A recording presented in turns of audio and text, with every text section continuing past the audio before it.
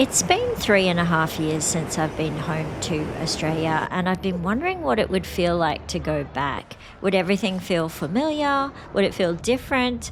Or maybe I'm the one who's changed. So today I'm leaving Japan, flying through Malaysia, spending just one day in Sydney for a very special family reunion, and then continuing home to Brisbane. Although you'll see later that final flight didn't quite go according to plan, but first I've got quite the journey ahead of me. I ended up staying overnight at the Kansai airport because my flight to Malaysia was really early in the morning. Beautiful, beautiful sunset that you could see from the hotel that's coming out over the Kansai airport. But like I said, my flight was too early, even though Wakayama is only 40 minutes from the airport. There weren't trains running early enough to get me to this flight. Now I am being directed to the pointy end of this flight, not normally the way I travel. So I'm going to tell you a little bit about that later on in the video. I was actually so worried that this flight would even take off because we have 3 typhoons hovering around Japan at the moment. But everyone reassured me that planes just go round them, and that's what it did. And here's an image of the plane going round the typhoon. Well, after a pretty uneventful flight, 6 hours later, I landed in Malaysia. Living overseas does something strange to the idea of what your home is. So Japan is basically where my house is, it's where I work, it's where my normal everyday life happens now. But Australia is still home too. Like my family is there and my history is there. And no matter how long I've been away, there's something about getting on a plane to Australia that still feels like going home.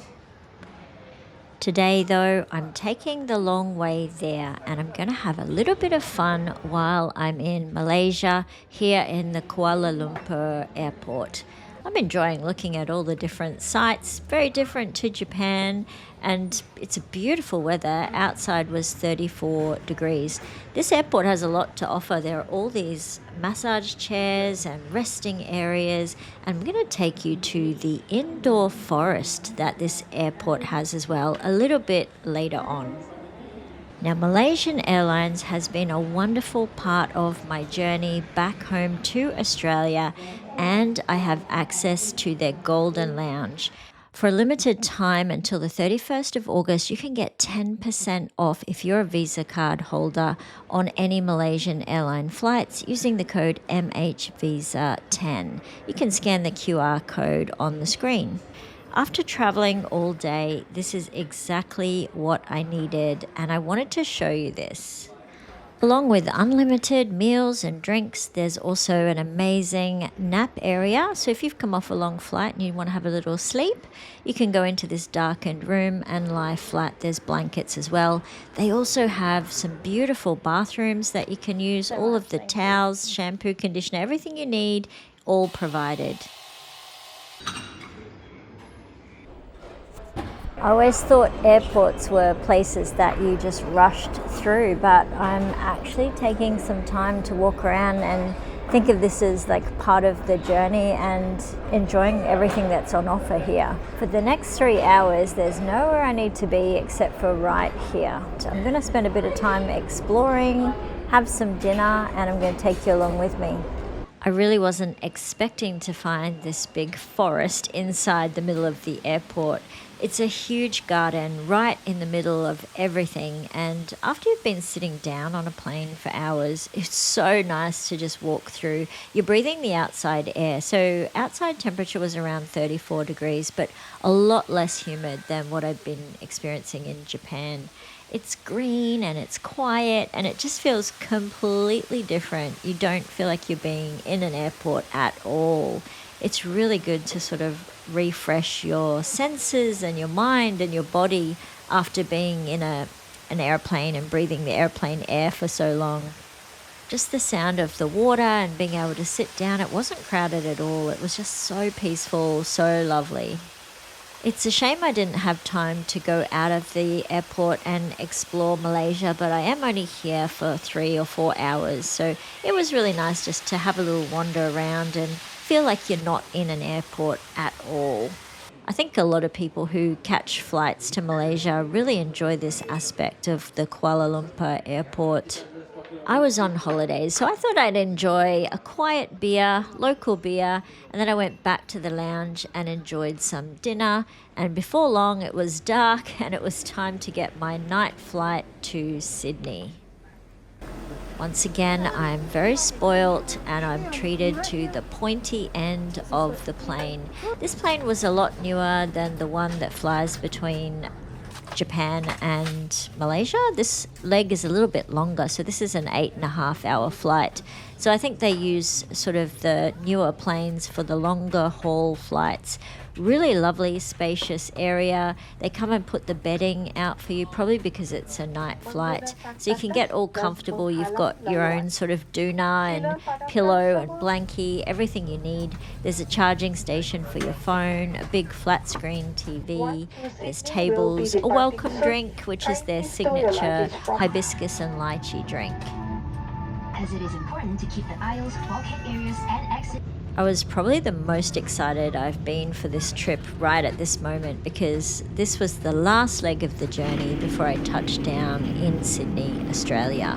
It was an overnight flight, so it was very uneventful. I did a lot of sleeping because there is no time difference really between Australia, Malaysia and Japan. So it was only 8.5 hours later, we touched down in Sydney. Very uneventful, smooth flying.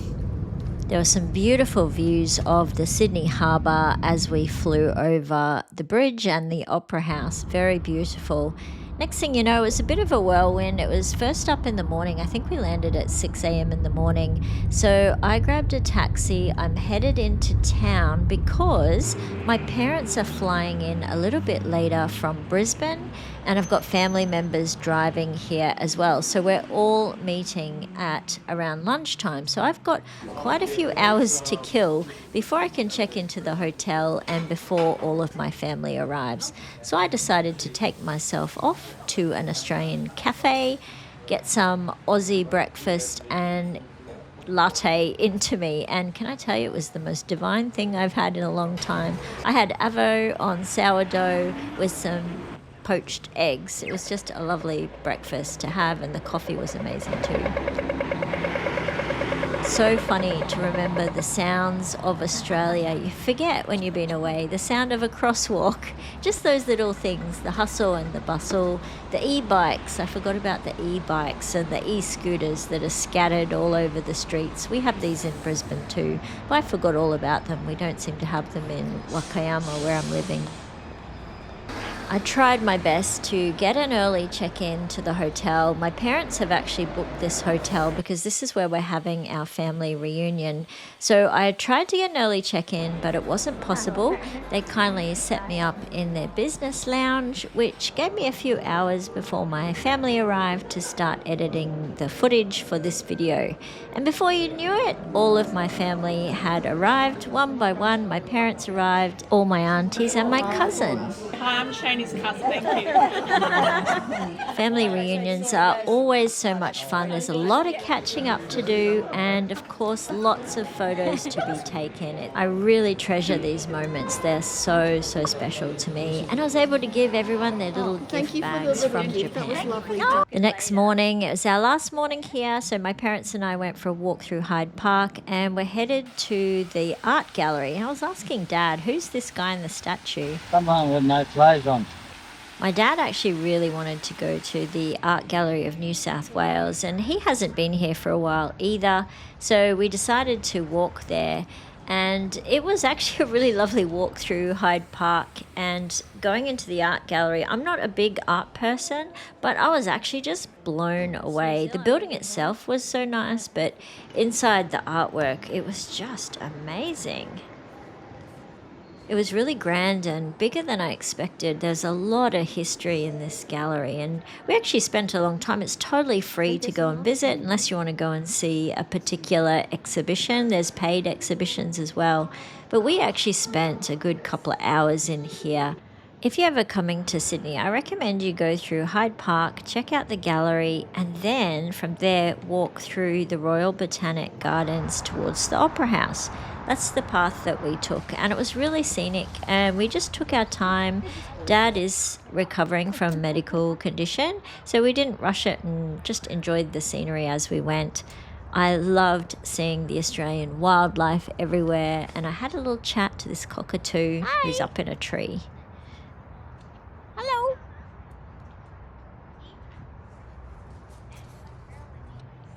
It was around this time I started to feel like, yes, I'm definitely in Sydney. It's such a beautiful walk. You've got the gardens on one side, and then the harbour starts to appear through the trees. And then eventually, as you walk around, you start to get little glimpses of the Opera House appearing in the distance. You know, of course, I'm Australian, so I've seen it many times before, but after being away for so long, I think I just appreciate it a bit more. I even saw some bin chickens. That's the name we give these birdies in Australia. Really, sometimes you have to leave somewhere for a while to notice just how beautiful it actually is. And Sydney was really putting on a good show for me today. As you come out from the botanical gardens, you sort of come out into Sydney Harbour. And, you know, I totally forget how impressive it all is because the Opera House is so, so large. So you've got the Opera House on one side, and then on the other side is the Harbour Bridge. And you can see all of the ferries going backwards and forwards, and everyone is enjoying this harbour area. There's lots of coffee shops and restaurants around here as well. The Opera House actually opened in 1973, and it sort of became the familiar image or iconic image of Australia, and that's what people always think about when they think of Australia is the Opera House.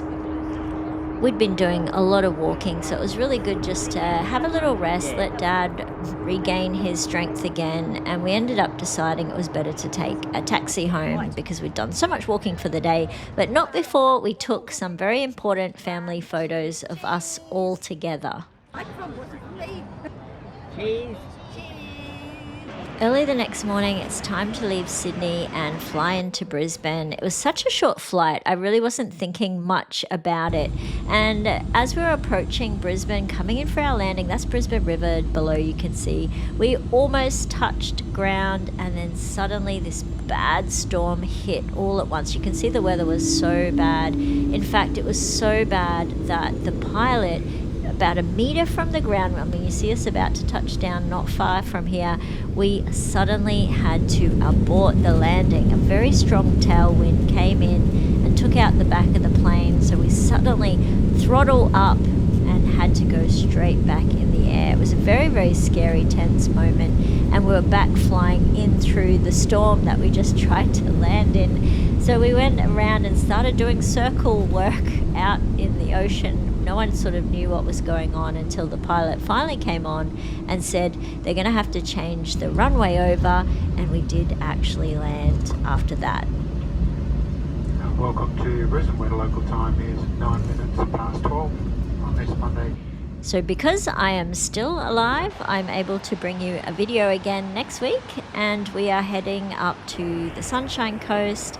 I'm going to show you all of my favourite stomping grounds. I'm going to introduce you to some of my friends, and we're going to have a little bit of fun in my hometown of Brisbane. I'm going to take you home and introduce you to my cat Chai, who's living with my son at the moment. So I look forward to showing you a whole lot more of Australia next week. See you later. Bye.